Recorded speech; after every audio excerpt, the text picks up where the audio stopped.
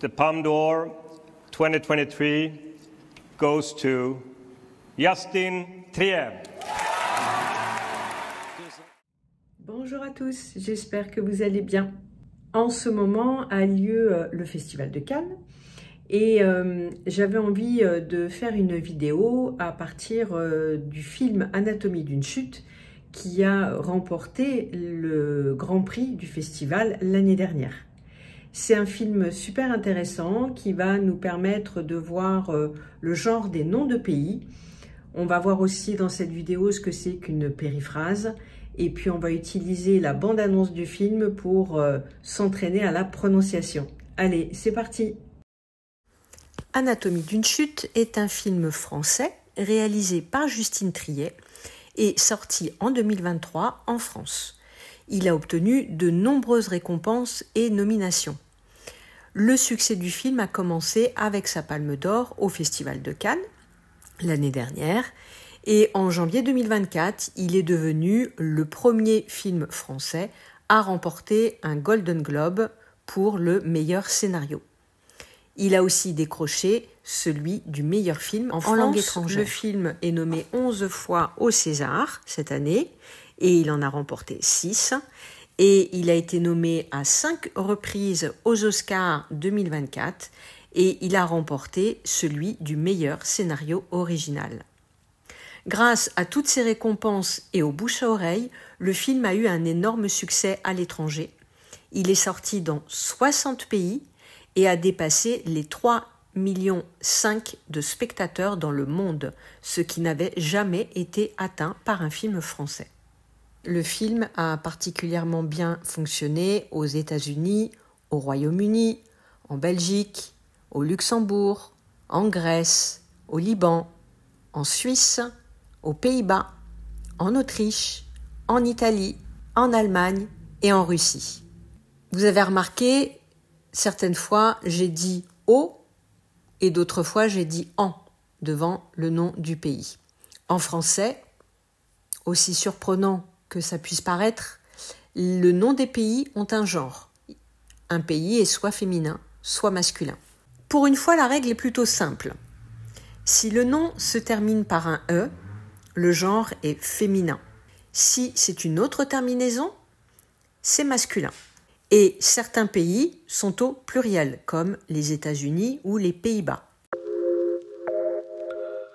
Allez, je te propose un petit quiz pour deviner le genre des noms de pays suivants. Allemagne.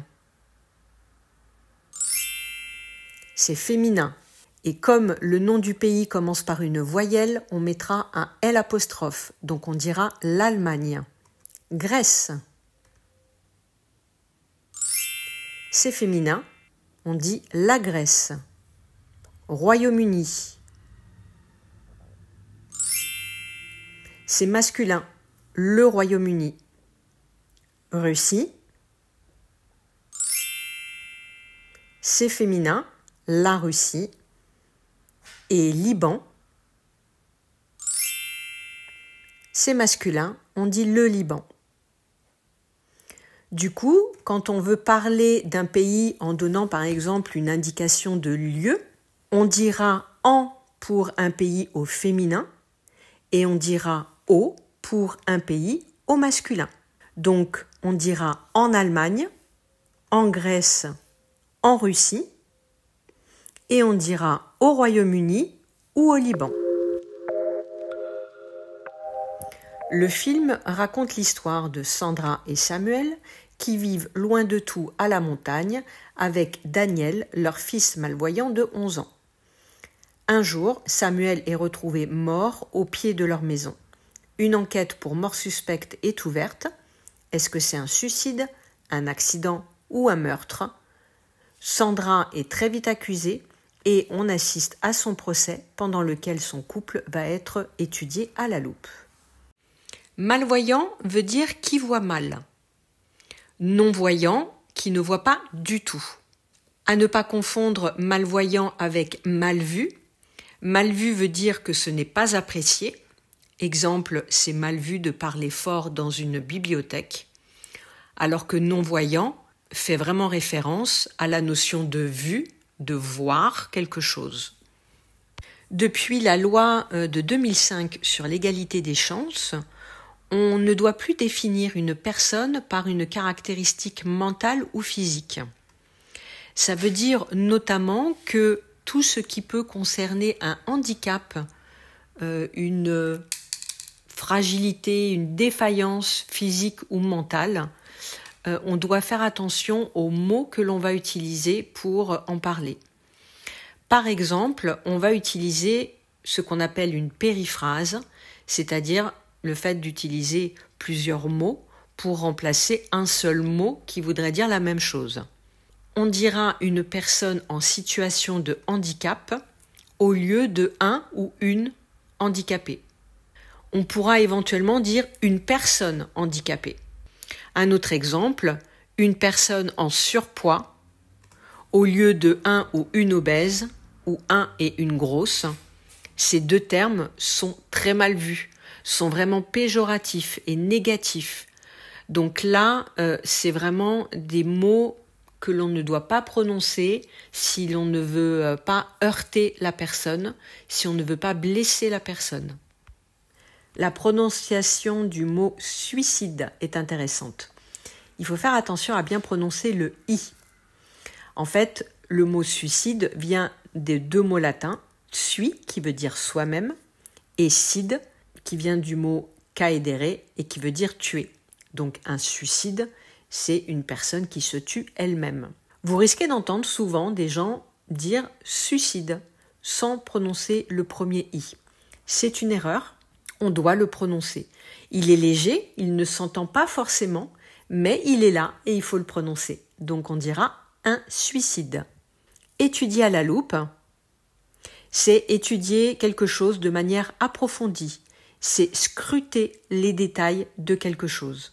Donc, dans le cas du film, les jurés vont approfondir la relation entre Samuel et Sandra, comprendre les détails de leur couple, de leur relation, s'ils ont des conflits ou pas. Maintenant, je te propose d'utiliser la bande-annonce pour pratiquer le shadowing et t'exercer à la prononciation. Tu m'as dit que tu avais entendu tes parents au moment où tu es sorti de la maison, c'est ça? Tu m'as dit que t'avais. Avec le verbe avoir, très souvent, on supprime le U de tu. Donc, tu avais devient t'avais. On peut aussi dire de la maison. De la maison devient de la maison. Tu m'as dit que tu avais entendu tes parents au moment où tu es sorti de la maison. Ces contractions, elles ne sont pas obligatoires, bien sûr. Ça va dépendre de chacun.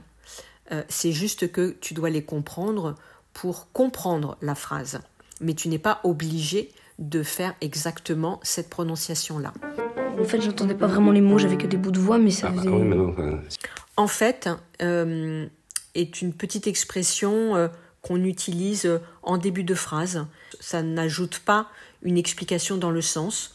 C'est un moyen d'appuyer ce que l'on va dire, de renforcer ce que l'on va dire. J'avais pas les mots. J'avais pas vraiment les mots. Je n'avais pas. À l'oral, la négation est très souvent supprimée. Je n'ai pas devient j'ai pas. Je n'avais pas devient j'avais pas. Si t'avais pas les mots, du coup, tu peux pas savoir si c'était une dispute ou pas. Enfin, je sais ce que j'ai entendu. Si t'avais pas les mots, tu peux pas savoir. Ici, il y a deux négations qui sont supprimées. Si tu n'avais pas les mots et tu ne peux pas savoir, devient si t'avais pas les mots, tu peux pas savoir. Ça, c'est quelque chose de très courant à l'oral, le fait de supprimer les négations. Quand il commence à se reprocher des trucs, moi je préfère m'en aller. Très franchement, le garçon dans le film n'articule pas bien. Même moi, quand j'ai regardé le film en DVD, j'ai dû mettre les sous-titres par moment parce que j'arrivais pas à le comprendre. Ici, l'enfant dit « Quand il commence à se reprocher des trucs, moi je préfère m'en aller ». On remarque que le D de « quand » se prononce presque comme un T. Quand il, et non pas quand il. Quand il commence à se reprocher des trucs. Un truc, c'est quelque chose. C'est un mot que l'on utilise d'une manière générale, sans précision. Quand on parle de choses, mais soit sans avoir envie de préciser quoi, soit parce qu'on ne sait pas comment préciser de quoi il s'agit. Donc c'est un petit mot pratique que l'on va utiliser couramment. S'en aller est construit toujours de cette manière, c'est-à-dire que le « en » ne fait référence à rien.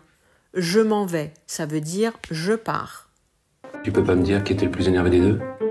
Non. Tu peux pas me dire lequel était le plus énervé des deux. Là encore, la négation est supprimée. Tu ne peux pas devient tu peux pas. Le e de me est supprimé. Me dire. Tu peux pas me dire. Lequel était le plus énervé? On va faire la liaison entre le S de plus et le mot énervé, puisque énervé commence par une voyelle. Le plus énervé. La réalisatrice nous met toujours dans la même position que les jurés ou la juge. On n'a pas plus d'informations qu'eux. Donc on doit se faire notre propre opinion, comme si on était parmi les jurés et que l'on devait décider si Sandra est coupable ou non. Et j'ai trouvé ça vraiment très intéressant. Si tu en as l'occasion, je t'invite vraiment à voir ce film qui est disponible sur Apple TV, Amazon ou Google Play. C'est vraiment un film super intéressant d'un point de vue du scénario et d'un point de vue de la réalisation. Et si tu as vu le film, n'hésite pas à me dire dans les commentaires ce que tu en as pensé. J'espère que cette vidéo t'a plu et je te dis à très vite dans une prochaine vidéo.